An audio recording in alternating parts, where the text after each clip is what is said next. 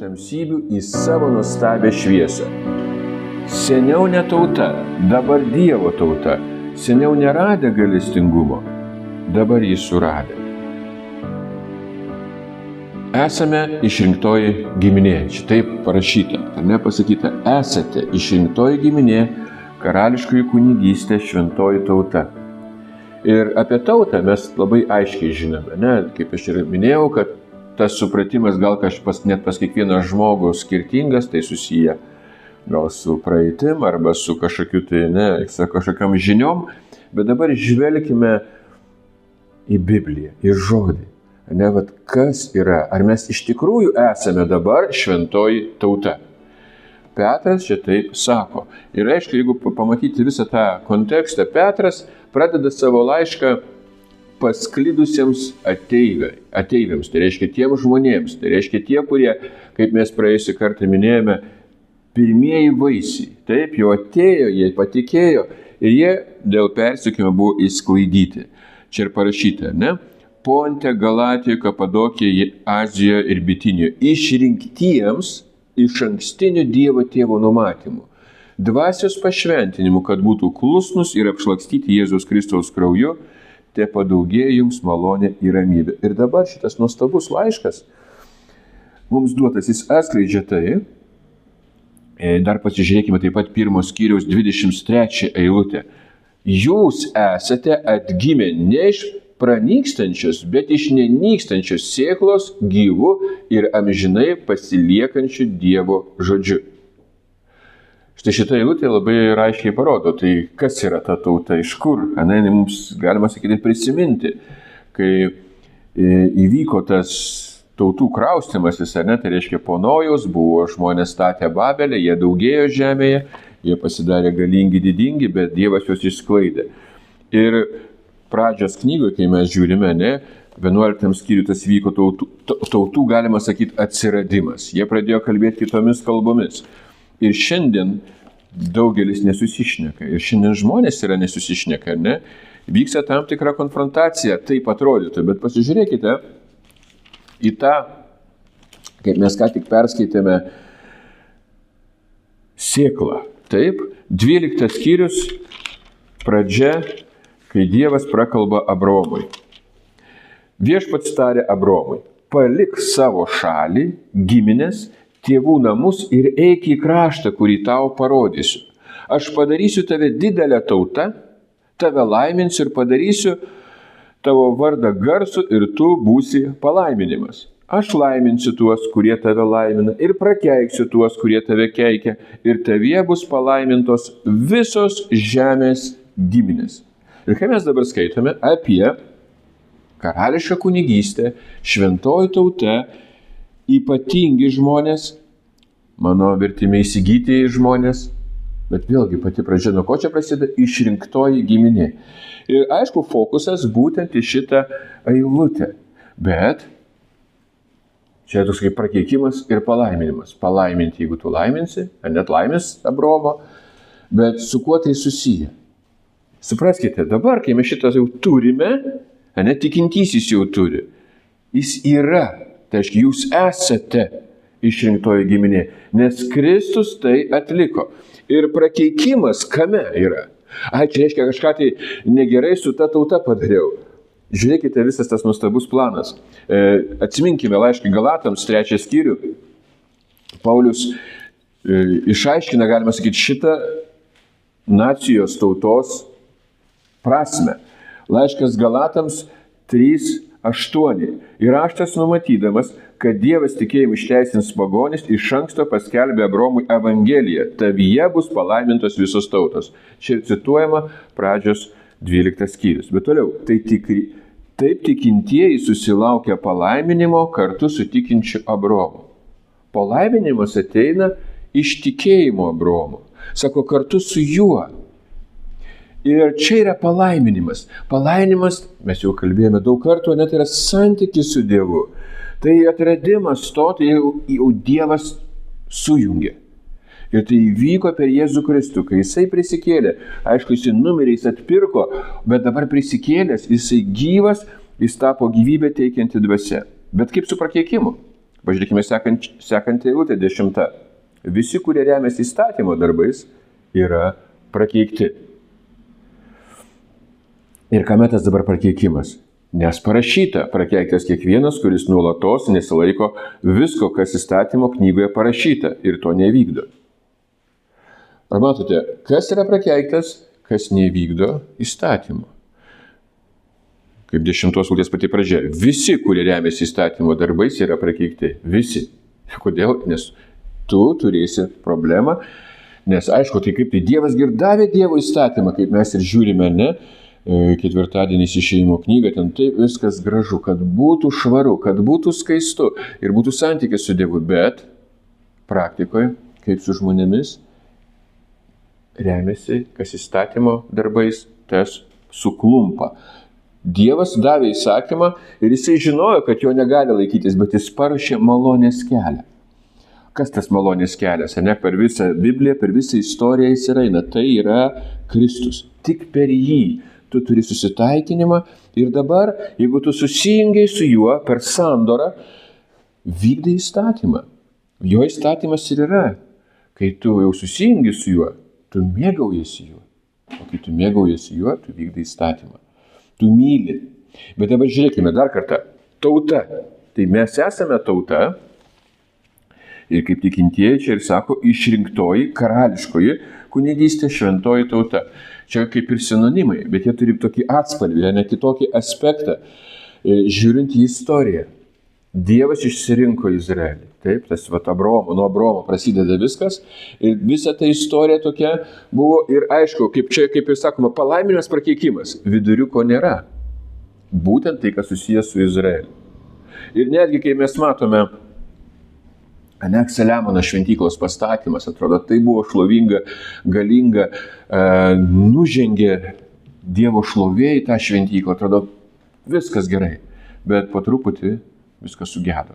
Ne? Kodėl? Ir po jau Saliamono mirties mes matom atskirimą. Tai yra šiaurinė karalystė ir pietinė tai Judėja, o šiaurė Izraelis. Ir su Izraeliu jau jokio nėra ryšio, galima sakyti. Nors ir pranašai kalba ir kalba. Bet ir Judėjai mes matome, yra daug problemų. Daug problemų. Ne visi karaliai buvo dievoti. Štai ir čia dabar būtent ateina Jėzus, karalių karalius. Įvyksta ant kryžiaus atpirkimas. Ir jo žodis tapo kūnu. Tai, kai jisai padarė tam tikslui, kad mes būtume šventoji tauta, tikinti žmonės. Ir dabar čia jau nėra nei žydo, nei graiko. Štai, jau kai tu vykdai įstatymą, tu patenkintas. Kodėl? Nes tu jau turi, tai ne iš tavęs. Tai širdies apipjaustymas. Bet gerai, bet šiandien jeigu pasakysime, bet tai nepatenkintas žmogus. Nepatenkintas. Aišku, kuo nepatenkintas? Tai reiškia, savo to stoviu, ar ne? Tai reiškia, Dievas mūsų kūrė pagal savo atvaizdą, kad mes jį garbintume, kad mes jį šlovintume. Ir aišku, jeigu tikintis žmogus sako, nepatenkintas. Bet žiūrėkite dabar, atsiminkime Jėzų. Jis ateina ir kas jis susiduria? Su fariziejais. Išoriai, atrodo, jie labai viską gerai daro, balina, bet nieko gero nedaro. Tik išorė. Ir tai išorė, jis sako, vaidmainiai. Vaidmainiai, jūs viduje, problema tavo nepasitenkinimo, o ko Jėzus matė, kad jie nepatenkinti Dievu buvo. Jie neturėjo jokių ryšių su Dievu. Ir štai čia yra tas širdies motyvas. Buvo didelė problema. Ir jeigu žiūrėsim visą Bibliją, tai kur problema? Kuriam iš 10 Dievo įsakymų? Aišku, visi 10 Dievo įsakymų. O pagrindas, pirmas įsakymas, neturėk kitų dievų. Ar pavyzdžiui, 1 amžiaus, kai Jėzus atėjo, buvo tie žydai stabmeldžiai, anaiptol atrodo, jis stengiasi, jie darė viską gerai. Problema ta pati. Stabas. O kas yra stabas? Stabas tai, kas pakeičia Dievą. Ir tas rūpestis, tais išorė to įstatymo dalykų, jam tai buvo svarbiausia. Nes jis neatrado Dievo, nes jis neįėjo į tą sandorą. Ta sandora, netgi senoji sandora, jinai aiškiai nurodė į Kristų, aiškiai įrodė į tą sąjungą su Dievu. Štai kodėl, kai mes skaitome apie Kristų, Evangeliją, turim Naują testamentą ir užduodam klausimus, tai kodėl atėjo Kristus? Aišku, kad išgelbėti atėjo, bet taip pat atskirti. Ir tas atskirimas įvyko, kai mes skaitom, greičiausiai apie 70 metus, pilnas atskirimas ir pilnas išgelbėjimas. Kodėl? Kaip tai? Todėl, kad jo tauta buvo sudariusi sandorą su juo ir jinai buvo nešvari. O Dievas tą likutį apvalė, jeigu mes skaitytume, laišką romiečiams 11 skyrių, Dievas dirbo su Izraeliu. Buvo tas planas, tai nereiškia, kad dabar pakeitė. Kaip aš sakau, kartais taip kaltinimas, tai ką čia jūs tikite, kad pakeitė? Buvo Izraelis, dabar bažnyčia. Vėlgi, kas yra tauta? Tai yra bendruomenė. Bendruomenė turinti tą tikslą. Kaip aš sakau, pati pradžia, Dievas išsirinko Abraomą. Ir ta bendryje, tai reiškia ta nacija, aišku, jinai buvo gentis, tai reiškia buvo paveldima, taip jie turėjo apipjaustyti, buvo pažadas fizinis, kad nurodytų į tikrumą, į santykį su Dievu, apie tą įvykdymą, apie karališką kunigystę, kaip mes ir čia skaitome. Karališka kunigystė, tai kas yra? Tai kunigas turėjo ką daryti, jis atstovauti, jis turėjo aukoti, kitaip sakant, sutaikyti su dangu. Jis buvo tas. Ir dabar, Dievo karalystė. Kaip mes skaitom daug apie Dievo karalystę, Evangelijos kalba apie Dievo karalystę. Ir štai čia ir yra. Kodėl šiandien tas toks klausimas? Kodėl šiandien tiek daug nepasitenkinimo? Kodėl tiek tokio negatyvo yra, Todėl, kaip mes ir praeitą kartą ir skaitėm. Dievas išskyrė šventą tautą. Šventoji tauta, ta žodis šventa, išskirta Dievui. Tikslas? Taip, išreikšti šlovę, kad tai įvyko. Tai vėlgi sakau, tai nėra pakaitalas, tai lyg tai misija su planas A, kad Izraelis bus įstatymas išpildytas, nepavyko, tai planas B. Jokių būdų. Čia buvo viskas iš tos linijos, iš to tikėjimo, kaip mes ką tik ir perskaitėme. Dar galime sugrįžti. 1 skyrius 23 eilutė. Jūs esate atgimę ne iš pranykstančios, bet iš nenykstančios sėklos, gyvu ir amžinai pasiliekančiu Dievo žodžiu. Štai kas yra nauja sandora. Naujas kūrinys, nauja Jeruzalė. Tai yra nauja sandora, naujas testamentas. Įeinu į tai. Supraskime, kai mes šitą skaitome, išrinktoji giminė karališka kunigystė šventoji tauta, tai yra išpildymas Seno testamento. Senas testamentas, kaip mes kada kalbėjome, Neftalio, Zabulono žemė atėjo į tą tamsą šviesą. Tai blogai Senas testamentas, gerai. Tamsoje matosi šviesa. Matosi šešėliai. Bet dabar jau ateina kažkas. Tai. Ir dar pasižiūrėkime vieną tokį, aišku, daug pranašystėse kalbama, ir nuo Izaijo iki Malachijo apie tą, galima sakyti, šventosios tautos apokalipsę. Tai, kas turi įvykti, tai reiškia, turi įvykti teismas, Bet teismas ir viskas, turi ateiti gelbėtojas. Paskaitykime vienas toks skyrių, ryškiausiai turbūt, Izaijo 25, kuris trumpai ir aiškiai viską pasako. Izaijo 25 skyriui kalbamas tai, kas įvyko, dėl ko atėjo Jėzus, įvykdyti tam, kad žmogus būtent turėtų tą santykį su Dievu. Dabar žiūrėkite, antra eilutė, Izaijo 25:2. Tu pavertei miestą akmenų krūva, tvirtovės griuvėsiais, svetimųjų rūmų nebėra. Ir jie niekad nebus atstatyti. Stipri tauta šlovins tave, galingų tautų miestai bijos tavęs. Jeigu matytume visą Izaijo pranašystės, kontekstą, ten mesiniai skyriai, viena pranašystė, kaip aš sakau, pranašystė apie tą sėklą, apie kurią mes skaitėme ir pradžios 3 skyrius 15 eilutė ir 12 skyrius apie Abraomą. Iš jo. Bet kas bus? Ir šiandien, kaip sakoma, akmenų krūva. Kas tai?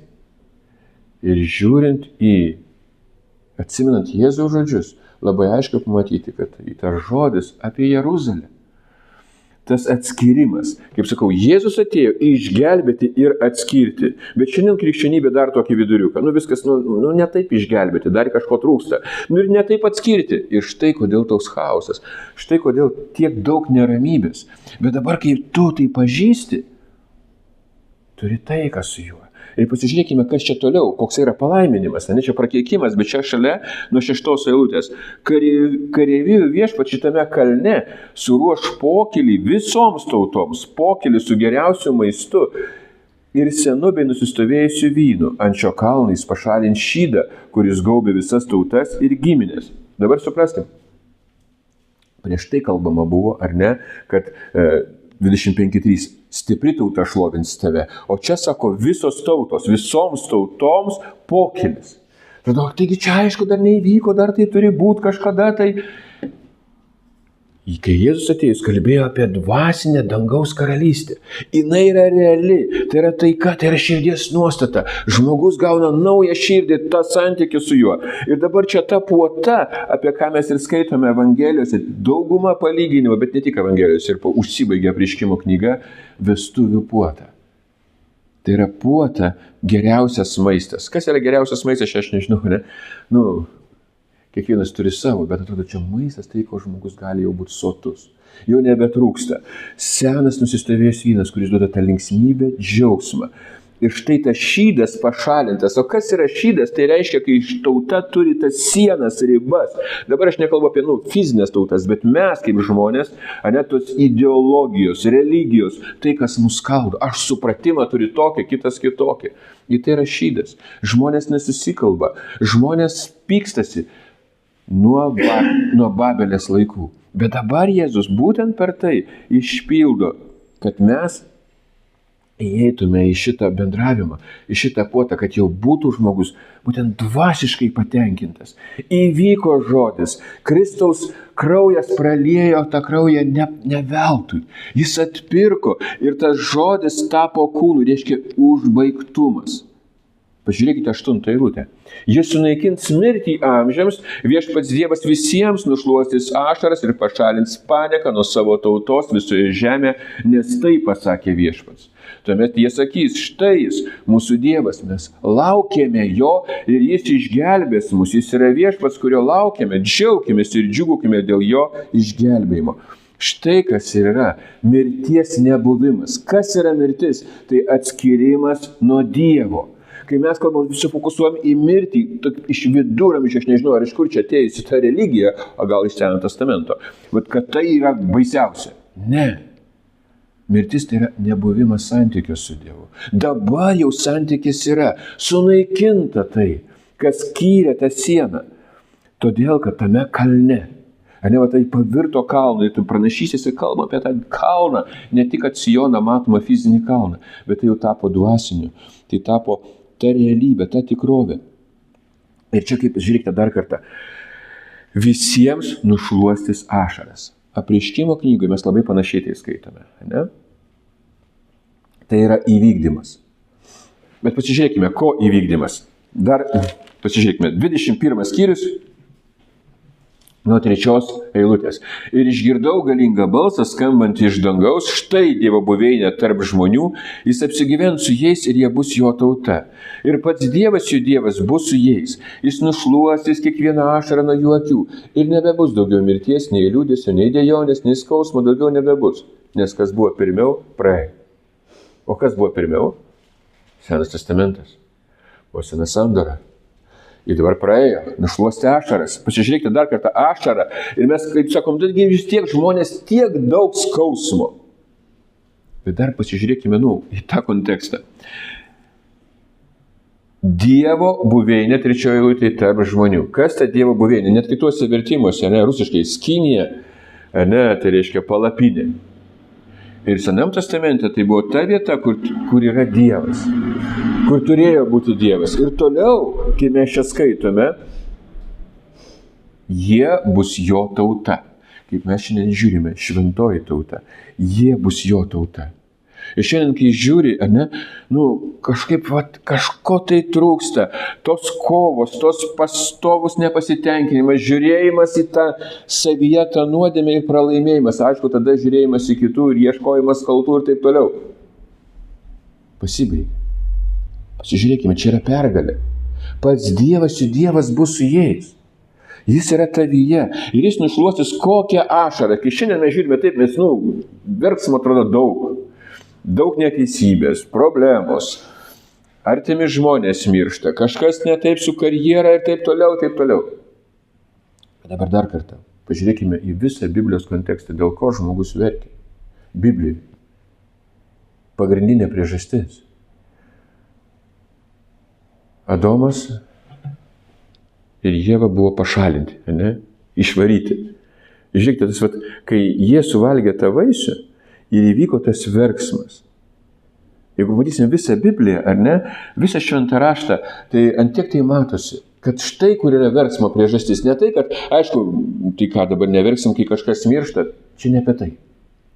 Apie motyvą, apie širdies poziciją, nuo ko viskas prasideda. Ir kai čia pasakyta, žiūrėkite, nebebus daugiau mirties. Tai paaiškinimas, nėra atskirimo nuo Dievo. Štai tokių ašarų nebebus. Dabar jau tu įeini į kitą santykį. Ne liūdesio, matote, liūdesio, tai tas ne tai, kad dabar aš visą laiką juoksiuos, bet tas liūdesys ir yra santykio nebuvimas, dejonė ir skausmas, jeigu paimti Seną testamentą. Ar ne, Jeremijo raudos. Ir visos kitos knygos ten pilna apie tai, psalmės. To liūdesio, bet dabar žiūrėkime. Sako, kas buvo pirmiau praėjo. Ir kai mes pamatome, kad Jėzus įvykdė tai, kad dabar turėčiau jau pasitenkinimą juo, kad žodis tapo kūnu, tai reiškia mano realybė, mano tikrovė. Ir dabar pasižiūrėkime, bet ta šventa tauta, kai turime mintyje, ne, bet išrinktoji giminė, karališka kunigystė. Bet žiūrėkite, apaštalas Petras rašo, čia yra, rašo tikintiesiems. Greičiausiai čia buvo tikintieji judėjai, nes tas terminas, kur pirmam antroje eilutėje mes skaitėm išrinktiems, Dievo numatymu ir tie ateiviai. Bet dabar sako, jūs esate seniau ne tauta, dabar Dievo tauta. Kaip tai ne tauta, taigi šitai buvo tauta. Bet matote, paskirtis Dievo tautos buvo jau, tai štai mano nusavybė. Neradę gailestingumo, dabar jį suradė. O kaip suradė? Tik per Kristų. Kitaip negalima buvo. Tai, kad žmogus gimė žydų, ar ten apipjaustytas laikėsi, nieko dar nedavė. Dar jokios garantijos nebuvo. Tik širdies apipjaustymas tai įvykdo, kai žodis tampa kūnu ir štai tai yra brangenybė. Ir dabar žiūrėkite, šitam pačiam kontekste, pamatykime, 1 Petro 2 skyrius, 3 eilutė. Jei tikrai paragavote, koks viešpats yra maloningas. Ką reiškia? Mes dažnai girdim, taip, Dievas man atleido, kiek kartų aš nusidėjęs, man vis tiek atleidžia maloningas. Čia ne apie tai. Čia apie Seno testamento tikslą. Kam tas tamsoj duotas žodis, kad ateitų šviesa. Ir tu kai paragauji, tu turi gyvenimą. Tu pamatai taip. Ir štai toliau, šitiems, kaip sakyti, pirmiesiems vaisiams kalbama. Ženkite prie jo gyvo akmens, tiesa žmonių atmesto, bet Dievo išrinkto brangaus. Ir patys, kaip gyvieji akmenys, statydinkitės į dvasinius namus, kad būtumėte šventa kunigystė ir atnašautumėte dvasinės aukas priimtinas Dievui per Jėzų Kristų. Kas yra šita šventa kunigystė? Tai yra tarnavimas. Mes pašaukti kiekvienas būtent tam tarnavimui. Tu gimsti iš naujo, tu jau tarnauji. Bet dar prieisim prie šito, žiūrėkite toliau. 6 eilutė, tas atskirimas yra, ar ne? Štai dedu Sione kirtinį akmenį, rinktinį, brangų ir kas tik jį nebus sugėdintas. Kaip mes ir pradėjom skaityti, kitaip sakant, palaimintas. Gėdos nebebus. Tad jums, kurie tikite, jis yra brangus, o nepaklūstantiems tas statytojų atmetas akmuo tapo kertiniu akmeniu, suklupimo akmeniu ir papiktinimo uola. Jie suklumpa neklausydami žodžio, tam jie skirti. Ir tai yra Seno testamento užbaigimas, tai įvykdymas. Štai akmuotas jau padarė savo darbą. Nors čia dar, kaip mes matome, pamenat, kaip mes sakėm, pirmieji vaisiai turėjo pasiekti derliaus šventę, pjūtį. tą pilną atskirimą. Ir ne tik, kad, Dievas nubaudė ir va taip ir reikia. Ne, tas yra pusė atskirimas tam, kad būtų tikra bažnyčia. Kaip aš galvoju, tai ką buvo netikra bažnyčia? Užbaigta bažnyčia. Naujoji Jeruzalė. Nauja žemė, naujas dangus. Pažiūrėkime, o tame dar, dėl ko čia taip kalba apie tą akmenį, mes jau daug kur skaitėme, bet labiausiai, taip aiškiai, konkrečiai Zacharijo pranašystė. Pažiūrėkite, 4 skyrius. Zacharijo pranašystė. Zacharijo pranašystė 4 skyriui čia prasideda taip. Angelas, kuris kalbėjo su manimi, vėl sugrįžo ir žadino mane, kaip žmogus yra žadinamas iš miego. Jis klausė, ką matai? Aš atsakiau, matau auksinę žvakidę, aliejaus indą jos viršuje 7 lempos 7 vamzdeliais. Prisiminkime Apreiškimo knygą, ne? Kažkas panašaus, ne? Buvo Apreiškimo knygų ir yra, ne? Užrašyta apie tai. Bet dabar toliau. Prie jos yra 2 alyvmedžiai, vienas aliejaus indo dešinė, o kitas kairėje. Aš klausiau angelo, kuris kalbėjo su manimi, kas tai yra mano viešpatie? Angelas atsakė, ar nežinai, kas tai yra? Aš atsakiau, ne mano viešpatie. Jis tarė, tai yra viešpaties žodis Zarubabeliui, ne galybė ir ne jėga, bet mano dvasia. Ir dabar atsiminkite, jeigu taip trumpai, nes Zarubabelis tai jau buvo tas, kas šventykla turėjo būti sunaikinta. Ta, mes žinome, ne, Babilono laikais, kaip Nebukadnecaras turėjo sugriauti, nelikti, bet po 70 metų įvyko atstatymas. Ir tas atstatymas turėjo nurodyti labai svarbų tikslą, vieną tikslą. O pasto jau viskas taip tampa ir aišku. Pasižiūrėkite dar kartą. Ne galybė ir ne jėga, bet mano dvasia, sako kareivių viešpats. Kas esi didis kalne? Zarubabelio akivaizdu tu pavirsi lyguma. Jis padės paskutinį akmenį skambant džiaugsmo šūksniams. Malonė, malonė jam. Kas yra malonė jam? Jono Evangelijoje, kas tas avinėlis naikinantis nuodėmę pasaulio? Malonė po malonės. Tai yra Jėzus Kristus, tas akmuo, paskutinis, alfa ir omega, pradžia ir pabaiga. Jėzus pradėjo bažnyčią ir ją užbaigė. Tada kaip tai gali užbaigti bažnyčią, kaip visada. Bet supraskite, kame tas užbaigtumas? Kai Petras sušuko, štai tu esi gyvo Dievo sūnus, ką Jėzus pasakė? Tėvas tau tai apreiškė. Štai ant šio akmens aš pastatysiu bažnyčią ir pragaro vartą jos nenugalės. Ir kai rašomi laiškai buvo būtent su ta intencija, išlaikykite iki to momento, kada įvyks atpirkimas. Įvyks teismas, atskirimas. Ir va tam, kam? Kad būtumėt šventa tauta. Jie ir buvo šventa tauta. Bet supranta, šventa tauta, kaip sakau, užbaigimas tai, kad tu dabar jau turi santykį su Dievu. Ir laiškai, visi šitie laiškai, mes kai skaitom ir Zacharijo pranašystę, ne? Bet ir Naujojo testamento laiškai, kai labai aiškiai sakoma apie tą užbaigimą. Bet dabar dar kartą supraskime, kad kaip tai bažnyčia, tai ką mes dabar bažnyčia viskas užsibaigia, užsidarom? Ne. Tai yra kvietimas gyvai vandenį. Tai yra kvietimas kitiems. Va ta šviesa dabar yra mumyse.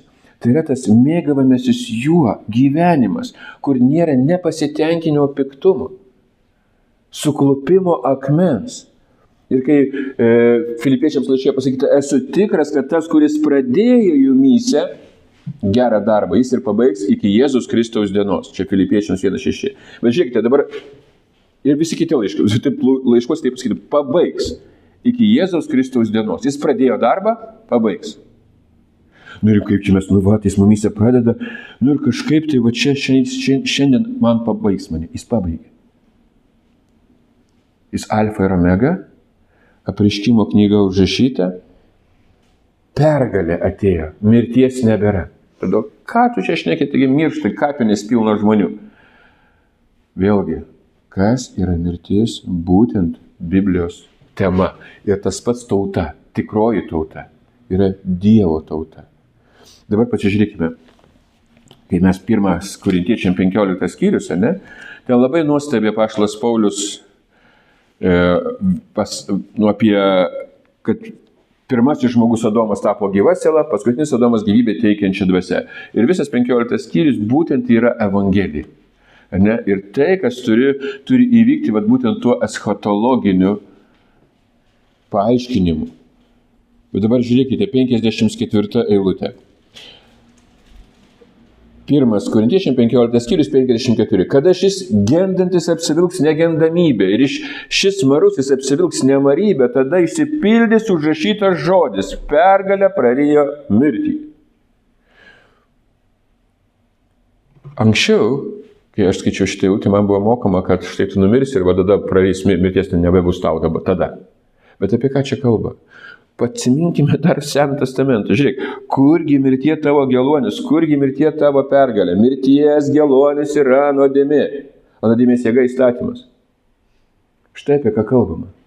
Štai apie tą seną sandorą. Jis reikalinga buvo, kad va tai įvyktų. Jėzus įvykdė.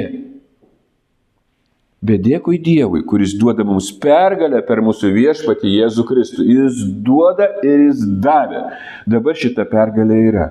Taip, kaip mes, kad įvyktų, kaip ir skaitėme Zacharijo pranašystė, Izaijo pranašystė, ir tas pats apreiškimo 21 skyriui, kad jis ašaras jau nušluosto. Jau nėra priežasties būti nepatenkintiems. Bet kodėl vis dar verkiu? Bet dabar žiūrėkite, aš kaip sakau, čia ne apie tai verta ar neverta, bet tas verksmo pagrindinė priežastis. Šiandien žmonės, supraskite, tai gyvenimas mus ne kasdien verkiama, ne kartais. Bet aš apie kokį verkimą? Apie tai, kas parašyta čia. Apie ką kalba visos raudos. Ar ne? Kai žmogus verkia, tada, kai Dievo nėra. Štai yra verksmo pirma priežastis. Ir dabar, kai tu verki, užduok klausimą, ar Dievo nėra? Dievas yra. Verk, bet suprask. Matote, intencija, visas motyvas jau kitas. Ir, aš nežinau, kaip jūs verkėte, bet mano gyvenime tai buvo labai įdomus verksmai. Labai skirtingi. Tarp to, kaip čia vyrai neverkė, bet aišku, skausmo. Artimo žmogaus netektis. Bet aš prisimenu tokį labai įdomų, susijęs su šitą mūsų tema. Aš jau kaip pasakau, iki atsivertimo aš buvau toksai nacionalistas. Taip, aš tik tai Lietuva, lietuviams ir taip toliau. Ir taip garsiai šaukdavau. Taip, mes mylim Lietuvos žmonės ir tai Dievas dar labiau įdėjo, bet aš dabar apie tą kraštutinumą, ne tik kad kraštutinumas, apie tą buvimą be Dievo. Ir va ten, kur buvo visas dėmesys nukreiptas. Ir kai atsimenu, 17 metų man buvo, 88 berods. Aš buvau Vilniaus Žalgirio futbolo komandos fanas, labai didelis. Ir Žalgiris namuose laimėjo prieš Austriją pirmą kartą tarptautinės varžybos su UEFA taurė, buvo čia kažkas tai dangus žemė. Nuo 83 metų, nuo 82 aš jau stadione būdavau ir lipo ir pagaliau ten į užsienį išvažiavo. Ir vyko rungtynės Austrijoje, labai blogos buvo ryšys, tais laikais televizinis ten antena, aš nežinau, kaip tik tai antrą kėlinę, man atrodo, kai pradėjau žiūrėti ir žiūri, jau pralaiminėja ir pralašė. Ir aš atsimenu savo tėvo reakciją. Mano tėvas, mes abudu pergyvenom, ten nežinau, ten turbūt ir meldėmės, nors netikintis. Bet aš išėjau ir apsiverkiau, ir jis tai pamatė. Ir dabar, tada man kažkas tai buvo keista, man viskas griuvo. Dabar, kai žiūrė, tai čia vaikiškas paauglio kažkoks verksmas. Bet suprantat, visi mūsų verkimai yra panašus. Be Dievo. Aš norėjau, kad būtų taip. Štai kur mano Dievas. Ir va dabar tas verksmas. Ir žiūrėkite, Dievo nėra, todėl verkiu. Bet dabar Dievas yra. Štai kas yra nušluostymas ašarų.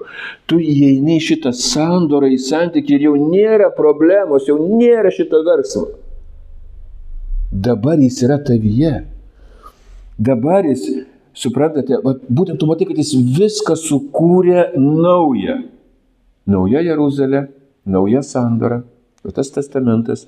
Dabar tu jau esi šitame, šitoj šventoj tautoj. Dabar, aišku, ten sirgaliai, nesirgaliai, ten ar ne, bet supraskit, mes turim kažkokį tai sirgimą. Kažkuo sergam. Jeigu be Dievo tu sergi. Bet jeigu tu jau viskas, tu išgydytas, tau nereikia sirgti. Tu laisvas. Aš dabar nesakau apie komandas futbolą, ne? Aš kalbu apie motyvą, verksmą.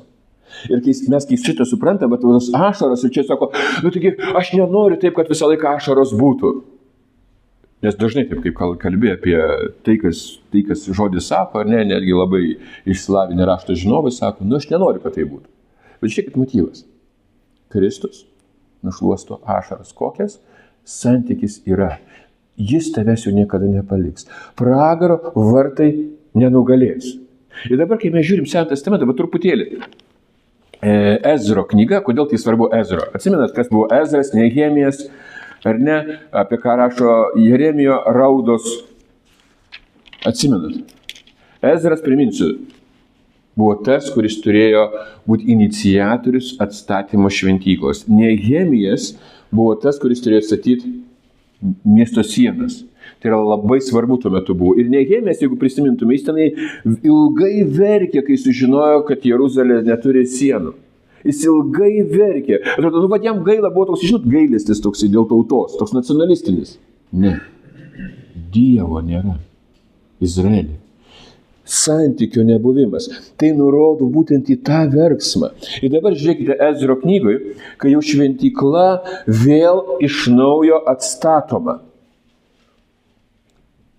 Ezro 3:11. Jie pakaitomis giedojo, šlovindami ir dėkodami viešpačiui. Jis yra geras ir jo gailestingumas Izraeliui amžinas. Kai jie šlovino viešpatį, visi žmonės garsiai šaukė, nes viešpaties namų pamatai buvo padėti. Garsiai šaukė, jie suprato, kad štai Izraelis vėl atstatytas, ne, nu jau pradžia, jau Jeruzalė yra šventykla, o nebuvo. Ir jeigu mes trumpai į ateitį nukeliautume, mes pamatysime, kad tai reiškia pagal Bibliją, kad ten nebuvo šlovės. Ten nebuvo to, kas buvo Saliamono. Kam jiems džiaugtis? Ir pažiūrėkime, kaip čia toliau parašyta. Daug kunigų, levitų ir šeimų vyresniųjų, kurie buvo seni žmonės ir savo akimis matė pirmosius namus, garsiai verkė. Matydami šių namų pamatus, tuo tarpu kiti garsiai šaukė iš džiaugsmo. Tikintis ir vieni ir kiti. Tik vieni verkė, kiti džiaugiasi. Toliau, nebuvo galima atskirti džiaugsmo šūksnių ir verkiančių balsų, nes žmonės garsiai šaukė ir garsas buvo girdimas toli. Šiandien, ta dvasinė prasme kažkaip panašiai. Suprantat, matyti įvykusi dalyką. Taip, šventykla buvo tik tai nuoroda į Kristų. Štai kas yra buveinė žemėje. Štai, kad, kaip tas Kinija, ta palapinė, aš su jumis niekada nepaliksiu, apie ką kalba Jono Evangelija, visa. Ypatingai nuo 12 iki 16 skyriaus pabaigos. Apie tai ir kalba. Kas turėjo įvykti? Kad jis gyvens jumyse. Štai tas verksmas, štai tų raudų esmė. Buvo Senas testamentas, bet jų verksmas buvo vedantis į atgailą. Štai kaip mes ir skaitome, kad kirvis šalia šaknų, ne jau arti šaknų, kai prasideda Evangelijos, apie ką kalba? Apie santykio nebuvimą. Jums reikalingas santykis. Dievas atėjo. Jis ateina Mesijas, Mesijinė karalystė. O šitas verksmas, jis buvo nuoroda į tai.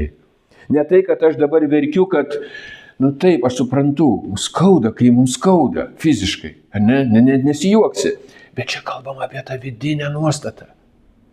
Štai kodėl mylintiems Dievą išeina į gerą. Bet jeigu tu dar vis tiek sakai, tai parduotas nuodėmei, vargšas ar žmogus, tu verki, kaip tai seni žmonės. Bet jeigu tu jau eini į naują, nėra pasmerkimo tiems, kas yra Kristo Jėzuje. Dvasios įstatymas išlaisvina.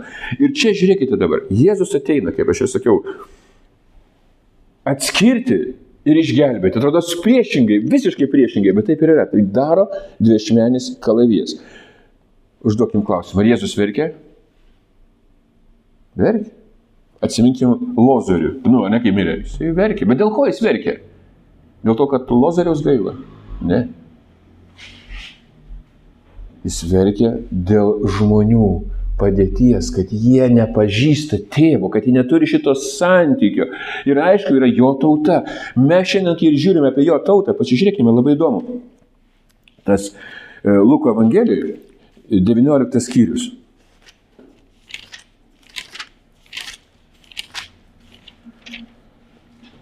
41 eilutė. Prisiartinęs prie Jeruzalės ir išvydęs miestą, Jėzus verkė dėl jo ir sakė. Įsivaizduokite, Jėzus yra Dievas žemėje. Visagalis, karalių karalius, valdovas. Jis ateina ir verkia dėl Jeruzalės. Štai dėl ko ką reiškia verksmas yra Apreiškimo knygai. Ir kas yra ašarų nuplovimas. Jau nebėra. Liūdėsi, nebėra Dievas. O čia buvo. Bet žiūrėkite dar kartą. Va tas, kas turėjo atsitikti. Verkė dėl jo, dėl miesto reiškia ir sakė, o kad tu nors šiandien suprastum, kas tau atneša ramybę, dėja tai paslėpta nuo tavo akių. Tu sulauksi dienų, kai tavo priešai apjuos tave pylimu, apguls iš visų pusių ir suspaus tave. Jie parblokš ant žemės tave ir tavo vaikus ir nepaliks tavyje akmens ant akmens, nes tu nepažinai savo apsilankimo metų. Izraelis nepažino. Ir dar, jeigu pasiskaitytų, aišku, čia yra tik tai ne Biblija, bet istoriniai šaltiniai. Jozapas Flavijus, kai kalba apie Vespasianą Tito tą apgultį Jeruzalės, labai ironiška, bet ten paminėta, kad būtent tai per Paschą atėjo didžioji dalis žydų tenai. Tai milijonas žydų įėjo į Jeruzalę per Paschą. Kodėl? Paschą reikia švęsti. Bet labai panašu į šiandien žmonės. Palaukit, Jėzus jau atėjo. Ir ne vienas krikščionis nėjo Paschos švęsti. Kodėl? Jėzus, avinėlis naikinantis pasaulio nuodėmę. Jie nėjo į Jeruzalę tuo metu. O kas buvo Jeruzalė? Viskas. Ir tada, wow, kaip baisu teismas. Ne teismas, o bažnyčia nuotaka susijungė su Viešpačiu. Tuo pačiu metu. Bet tai ir yra tas verksmo, ašarų nušluostymas. Viskas įvyko tai. Suprantate, tai, kad būtų užbaigta, turėjo įvykti teismas. Ir ten taip, pagal šaltinius kažkuris 1 milijoną žmonių žuvo. Ir todėl, kad įleido į tą šventę, bet niekas nieko neišleido. Ir tai Apreiškimo knyga, tai 7 trimitai, 7 antspaudai, viskas turėjo tai įvykti. Ir tai užbaigta. Tam. Bet atrodo, kaip, čia kodėl? Dar kartą. Karališkai kunigystė, šventoji tauta, ypatingi žmonės. Kam ypatingi žmonės? Dievui. Bet kad tai turėtumėt, kad, kaip sakau, taip teismas, bet tas pats bažnyčia prisipildė šlovės. Šiandien, bažnyčia kartais tokia ligoninė, daug visokių suluošintų žmonių. Aš suprantu, bet supraskite dabar, ką Jėzus kalbėjo apie bažnyčią. Tai yra nuotaka be dėmės. Ir va čia yra nuotaka be dėmės. Tai kai atėjo nauja Jeruzalė. Kas seną praėjo. Bažnyčia, atsimenat, kai Saliamonas meldėsi, ar net ten šventykla šlovės prisipildė. O šiandien bažnyčiai, šlovės nelabai. Taip, ten kartais, kai labai šokam, būgnų daugiau, va tada šlovė. Ne apie tai. Bažnyčia prisipildė šlovės, tai įvyko. Įvyko tai, kad tu turėtum ramybę, turėtum santykį. Kad visa tai įvyktų. Va tas, kaip sakau, sienos jau sugriautos. Nacionalistinis. Nebėra reikalo jau šlovinti kažkokią tautą. Tikintis žmogus yra šventos tautos dalis. Taip, mes gyvename kūnų šitam pasaulyje, taip, mes mokam mokesčius, bet ir suteikia džiaugsmą būti šviesa šitam pasaulyje. Ypatingi žmonės, ne tokie kaip visi. Džiaugiasi, kai įmuša įvartį, gerai pasidžiaugia, bet ne tas džiaugsmas, suprantat, ne tai jau veža. Arba atvirkščiai ašaras verkiu, kai pralaimi. Suprantat, sutiršinu, bet supraskite mintį. Bažnyčia prisipildė jo šlovės. Prisipildė. Ir dabar ne bažnyčia, prisiminkime psalmę, ir net vieną iš psalmių, apie ką kalba antra psalmė. Neatsimenat, tautos yra ar tautų nėra? Klausimas diskusijai, gerai? Yra tautos ar nėra? Ir šiandien mes galime tai pamatyti, ne? Kam yra, o kam jų nėra. Psalmio, antra psalmė, pirma eilutė. Kodėl pagonys siaučia ir tautos tuščias užmačias rezga? Sukyla žemės karaliai valdovai, sąmokslus rengia prieš Viešpatį ir jo pateptai. Dabar žiūrėkite, čia vertimuose kai kuriuose tautos, gentys, kitaip sakant, verkimas ir dantų grįžimas. Tai įvyko. Supraskime, aišku, šiandien žmonės nepyksta, bet vien dėl to, kad Dievo nėra jiems. Todėl žmogus pyksta. Nėra Dievo, tau neišeina kaip tu nori, tu pyksti, tu nepatenkintas ir verkimas nuolatinis. Kodėl Jėzus ir sako, daug kartų ten bus versmas ir dantų grįžimas. Tai buvo tam Izraeliui, pas kurį atėjo. kažkurie principai tai veikia. Bet vėlgi, tas pats kaip ir su Pascha. Švęst, nešvęst. Mums kiekviena diena šventė. Bet supraskite, Paschos avinėlis jau paskirstas. Viskas. Jau sunaikino nuodėmę. Sunaikino tai, kad dabar tu gyveni kitų motyvų. Neteisti, mylėti. Teismas įvyko. Bet dabar žiūrėkite, Naujam testamente, dėl tų tautų, kaip mes turim labai aiškiai, taip, laiškas Efeziečiams, ne, ten, kaip mes atsimenam, 19 apaštalų darbų skyriui, ten apie Efeziečiams buvo, bet pačiam laiške Efeziečiams, ten parašyti visi, kaip sakyti, principai bažnyčiai, ne, kad ant ko pastatyti, ant apaštalų pranašų pamato, bet dabar pradžioje, pirmam skyriui, 13 eilutėje, čia Paulius sako, jame ir jūs išgirdę tiesos žodį, jūsų išgelbimo evangeliją ir įtikėję juo esate užantspauduoti pažadėtąją šventąją dvasią, kuri yra mūsų paveldo užstatas iki nuosavybės atpirkimo jo šlovės gyriui. Dabar, kai čia man gali kažkas paaiškinti, tik čia, matai, atpirkimas jo šlovės gyriui, kai viskas pasibaigs, ten visi armagedonai, palaukit, užbaigtumas. Kam buvo tas užstatas? Užstatas buvo kaip garantas. Tai įvyks. Jie turėjo pereiti tą laikotarpį, kol tai įvyks. Tai reiškia, žodis tapo kūnu, įvyks atpirkimas. Kaip ir dar, nepraeisiu kartą sakėm, Pascha, toliau pirmųjų vaisių šventė, tie pirmieji vaisiai. Tai kurie Apreiškimo knygoje tie tos mergelės su tais švariais rūbais. Tai kas tai ir yra? Tai yra tie tikintieji, kurie jau ištraukti. Aišku, visų pirma, tai yra pirmieji vaisiai Izraeliui. Tai reiškia, pirmieji vaisiai, tai reiškia 104 000, tas likutis ištrauktas iš Izraelio. Ir taip pat pagoniškos tautos, kurie jau tikintieji, jau nebuvo pagoniškos tautos, jie jau nebuvo pagonys, nes jie patikėjo į Kristų, jie įėjo į sandorą ir jiems buvo tas garantas. Ir tada, kai jie turėdavo šitą žodį, pragaro vartai nenugalės. Jėzus pasakė ir įvyko tas tikslas. Dabar visi šventieji yra viena Kristuje. Dabar aš galiu veidas į veidą regėti. Kitaip, aš verksiu. Taip yra. Suprantat, bet dėl ko? Mes, aišku, aš nesakau, kad apie tą sielinį verksmą arba tą fizinį verksmą, kai ašaros krenta, viskas gerai. Išsiverkti, taip toliau. Bet dabar aš kalbu, kai nėra santykio, tu būtinai verksi su Dievu. Ir tas santykio nebuvimas, tai čia yra didžiausia problema religijai. Kai nėra santykio, žmogus bėgs pas psichologą, kad jam nuramintų. Todėl, kad Dievas yra kažkur aukštai danguje, ne čia. Ir psichologas jam padeda, laikinai. Ir laikinai ir gyvena, nes vis tiek visi mirsime, ten toliau kažkas bus. Toliau bus tenai tūkstantmetė, Armagedonas, tai visi karalystės ir auksinės gatvės. O dabar reikia psichologą. O Jėzus kas yra? Jis nenušluosto ašarų. O štai kas ir yra. Jeigu mes esam viena Kristuje, štai ko nuoroda į tą bažnyčią, tai reiškia ir matyti veidas į veidą. Ir jau nebeverksi. Taip, aš kaip sakau, kažkokios nesėkmės, tie sudužimai mūsų gyvenime buvo.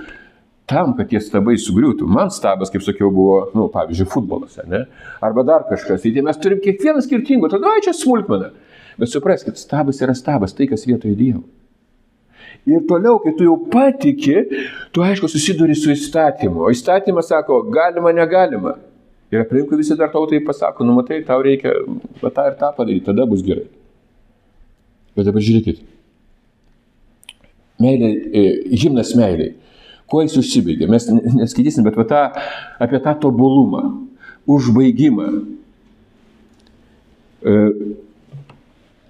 Pirmas Korintiečiams 13 skyrius, 10 eilutė. Kai ateis tobulumas, tai kas iš dalies pasibaigs. Kai buvau vaikas, kalbėjau kaip vaikas, supratau kaip vaikas, mąsčiau kaip vaikas, bet tapęs vyrų palikau kas vaikiška. Dabar mes regime lyg veidrodyje, miglotai, bet tada veidas į veidą, dabar žinau iš dalies, bet tada pažinsiu, kaip ir pats esu pažintas. Miglotai. Apaštalas Paulius ir visi kiti matė fizinėm akimis, atrodo kaip ir dvasinėmis. Aišku, Paulius buvo apaštalas. Bet apie ką jis čia sako? Dar kartą, buvau kaip vaikas, tapęs vyru. Tas vaikiškumas ir buvo tas gyvenimas pagal seną sandorą. Ateina Naujas testamentas. Taip, tu matai jau veidrodį, tu matai, kas yra tiesa, matai Kristų. Bet dabar veidas į veidą. Dabar įvyko tobulumas. Tobulas žodis. Ir žodis įvyko. Dievas pasakė tai, kad testamentas jau pradeda veikti tavyje. Pragaro vartai nenugalės. Tu įeini į šitą santykį. Ir Apreiškimo knyga, suprantat, žiūrėkite dabar. Kai mes skaitome, kad skelbtumėte dorybes. Bet šiandien, kai žmogus įsako, aš pastoviai nusidedu, pastoviai, čia viskas normalu, taip ir reikia, visi taip daro. Bet dabar žiūrėkite, į nuostabią šviesą, į santykį su Dievu, tavyje gyvena Kristus. Tai yra realybė. Seniau ne tauta, bet dabar Dievo tauta, dabar realybė. Nes kartais sako, tai čia dvasinis Izraelis, dar kažkoks tiesa. Nėra kito Izraelio, tik tai ir yra dvasinis. Nes toks yra tikslas Dievo. Seniau neradė gailestingumo, dabar jis suradė. Matė, žmogus suradęs gailestingumą, kažkas vyksta. Vyksta pats nuostabiausias dalykas. Koks gali būti nuostabiausias dalykas? Kalno pamokslas. Pažiūrėkime trumpai. Kalno pamokslo visa esmė. Kokia kalno pamokslo esmė? Palaiminti vargšai dvasia, nes jie už 2000 metų regės Dievo karalystę. Ne taip parašyta. Palaiminti vargšai dvasia, nes jų yra dangaus karalystė. Ir pirmieji tikintieji šitus Jėzaus žodžius išgirstus, jie suprato, kad tai įvyko jų gyvenime. Jie jau turėjo Dievo karalystę. Bet kai ko neturėjo dar, tai ką turime mes. Skaitome toliau. Palaiminti, kurie liūdi, nes jie bus paguosti. Dabar žiūrėkime į šitą eilutę ir šitą. Neradė gailestingumo, dabar jį suradė. Gailestingumas atėjo ir jis tapo jau realybė. Tu gailestingas. Bet supraskite, čia mūsų vertime, kurie liūdi, kituose vertimuose verkia. Kaip ir Ezras verkia. Tai yra gerai. Verkia dėl ko? Nebuvimas santykių su Dievu. Ir baisiausia, kas gali būti. Ir dabar jau viskas įvyksta, sako, tu paguostas. Ašaras tavo nušluosto, palaiminti romėnėsi paveldės žemę. Ir žemė čia, apie kiek čia arų mes skaičiuosime, matuosime. Apie kurią čia žemę kalbam? Dievo karalystė. Teisumas, ramybė ir džiaugsmas, štai tavo žemė. Palaiminti, kurie augs ir trokšta teisumą, nes jie bus pasotinti, tu sotus. Sotus žmogus yra patenkintas, ne? Žmonas žino turbūt, ne? Vyrai patenkinti. Bet dvasinė prasme. Tu patenkintas. Tau nereikia kaltinti, nereikia smerkti kažko tai. Dirgintis. Tu sotus. Palaiminti gailestingieji, nes jie susilauks gailestingumą. Gailestingumas tampa ne tik kad realybė, bet jau tavo gyvenimu. Pasaulyje nėra gailestingumo. Pasaulyje yra raidė, o raidė žudo. Dvasia teikia gyvybę. Štai kodėl Apreiškimo knyga ir baigėsi, sako, sužadėtinė ir dvasia kviečia. Štai kodėl Apreiškimo knyga baigėsi 22 skyrių tenale, upė tekės 22.1, o antra eilutė sakoma, pirmoji eilutė, ne? Medis gyvybės, o jo lapais maitinsis tautos. Atrodo, kaip gali tautos maitinti, kai tautos reiškia yra? Kažkam yra, bet tikintis jau nėra. Jis yra iš kitos karalystės. Ir jam reikia, kad išgydytų tautą. Išgydytų nacionalizmą, išdidumą, puikybę. Kuo tu dabar didžiuojasi? Paulius sakė, kad vienintelis gyrimasis – Jėzus Kristaus kryžius.